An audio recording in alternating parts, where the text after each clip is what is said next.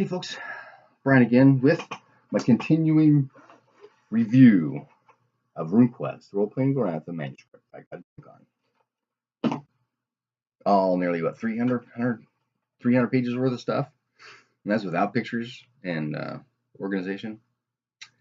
Okay, we're going to continue up with some of this cult stuff, and then I'll finish out, and then the next video I do will be starting the actual rune magic chapter. We'll see how things clarify there. But this section we're talking about odds and ends with cults, like leaving the cult. Can you leave a cult? Well, there are problems with that. We'll mention that when you initiate, lay members can do whatever they want pretty much. But if you're an initiate with a deity, he expects some things from you. And one of them is worship. And if you decide, I'm not going to worship Glorantha anymore, I'm going to worship whoever else, outside of his pantheon, then things happen. There's an entity called a spirit of reprisal or a spirit of retribution. They're known both ways, right? And in the book it talks about it could be a spirit or a monster or some kind of a curse. But if you have an initiate who quits worshiping, spirit reprisal is coming after him. If you have a god talker or a rune priest or a rune lord who violates a major cult rule, they will have a spirit reprisal come after them as well. And for priests and lords, it's 2. And as a GM, they give the example. You can either send both of these spirits at once, or you send one and then the other. Wear them down with the first one and then take them out with the second, that kind of thing. But it was interesting that they mentioned that it's up to the deity to decide whether or not he's going to send the spirit of retribution. So that's you, the GM. You decide whether or not whatever they did was violating a major cult rule. Okay, then we get into subcults. I don't think we really mentioned subcults and associate cults. Yes, we did a little bit, just a teeny bit earlier. Well, here we get some actual definitions. A subcult is a smaller, local version of the cult,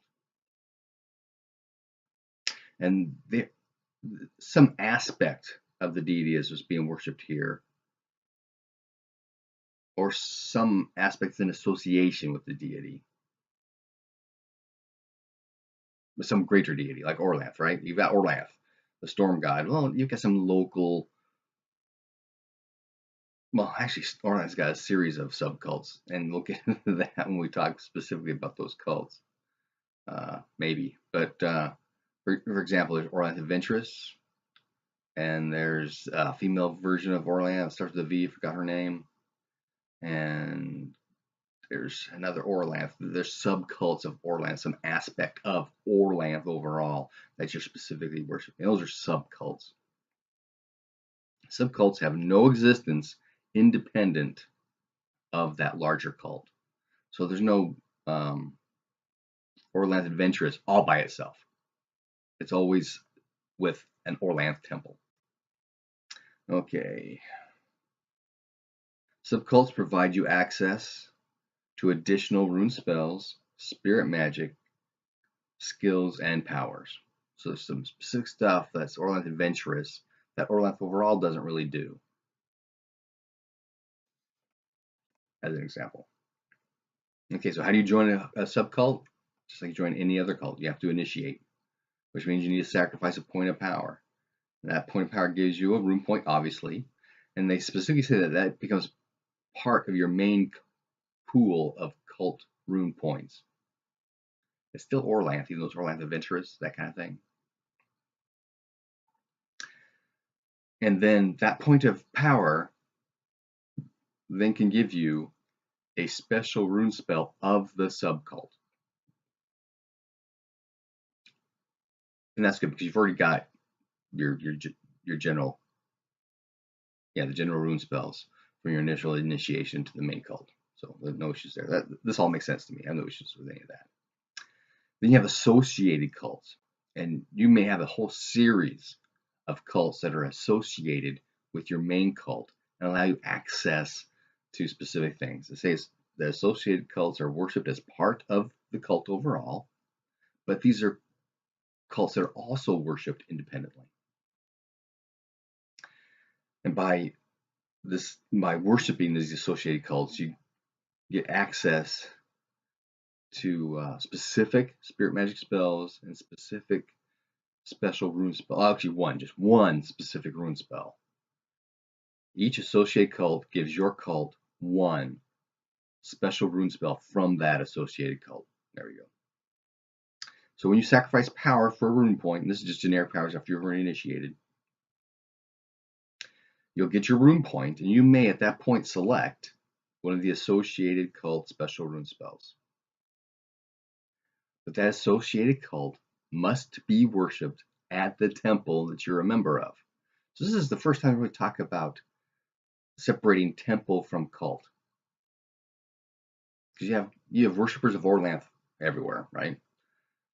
But each temple, because they vary in size, may or may not have the various associated cults worshipped there as well. So that's something as a GM you keep tabs on. Okay, how do you cast an associated cult rune magic spell?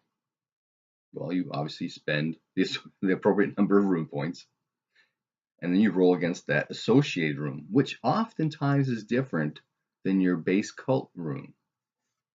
And we have got an example. Sorala, she worships Lankermai, who is the truth rune, right? But Lankermai has an associated cult with Glorantha Adventuress, which gives you access to the Wind Words rune spell. So she sacrifices a point of power, gets a rune point, and selects Wind Words. Wind Words is Glorantha Adventuress, which is an air rune cult, which is an air rune spell, pardon me, not a truth rune. So her air rune, which is at 40%, not like her truth rune, which is closer to 90, which is less likely to be able to cast the spell correctly. Good to go. No issues there. Okay, temples in general. There are various kinds of temples. You've got a sacred site, you've got a shrine, you've got a minor temple, a major temple, and a great temple. And then they give some sample temples. What a temple of Glorantha is like. Or Nalda, and they do a Ceres, Lankermai, Shalana Roy, Umacht, Bavista Gore, and Yamalio. Because they all have their own little things like, I don't remember much about Glorantha, the mountaintops, that kind of thing. But Arnalda, talk about them, they're cubes. Half of it is underground. Her holy spaces are underground and that kind of thing because she's an earth goddess. Makes sense. Yamalio, they've got these stairs that go up the outside of the temple, and there's always a dome on top, that kind of thing. Okay, temples also have guardians. In addition to the fact that you've got rune lords, rune priests, initiates, there, who obviously protect the place if it gets attacked, you have temple guardians. And these are spirits. And they give you a table based on the type of temple, how powerful the spirit is. And I don't put it on here, but I would assume these spirits are initiates also, so they've got access to all these rune magics and cult magics and all kinds of stuff themselves, And then you have temple defenses. And these are, magical, runic defenses for that temple. And it's all just rune points of spells. So the temple itself spiritually can then cast to defend itself, right? And those rune points are based upon the number of initiates of the temple. You get one rune point for 100 initiates at your temple. And those rune points then recoverable every 24 hours, like normal power for a person is. I like how they did this. This is really cool. And this is very, very similar to Runequest 2. And then it talks about, ancient or historical spots, temples, etc., may have additional rune points for them. For example, the birthplace of Glorantha is a shrine. It's got like 30 rune points to protect that place. That's great. I love that. Okay. Next, we get into the cults themselves, and they go through each cult. And the format is they give you the name, they give you the runes associated with it, they give you a description of the cult, when the holy days are, and they are like all different. I mean, some have lots of holy days, and some only have a few. the cost for initiate membership, because when we talked about initiates earlier, that was just the generic. Everybody has to do this, but each specific cult sometimes has their own special stuff they need to have initiates do in order to become an initiate for their cult. Then they list the cult skills, they list the favored passions, they list the cult spirit magic, and they list the rune magic. And they list discussion or topics about god talkers, rune priests, rune lords. Then they list all the associated cults and any enchantments that cult can teach.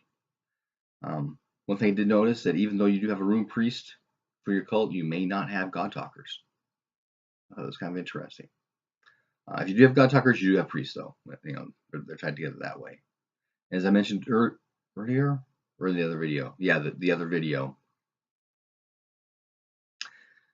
Some cults have rune priests, some cults have rune lords. There's only, what, 1, 2, 3, there's only 4 cults out of the, like, 17 of them they have in the book that have both rune lords and rune priests. So there's only 4 cults that can have a rune lord priest. Interesting. And those cults are Orlanth, the Seven Mothers, Yelm, and Yamalio. And those are all major deities, so that makes sense to me.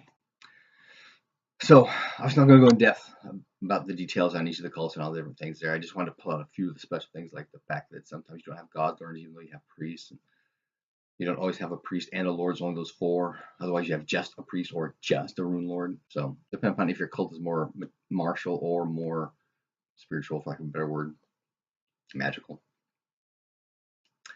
But next we'll get into rune magic and hopefully some of those parts. Because I'm now caught up to where I was, reading previously. I was reading ahead, but I thought, I need to start doing these videos.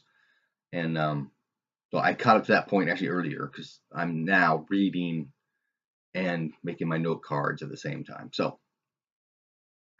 that's the end of cults in general. We'll do rune magic next. Happy gaming.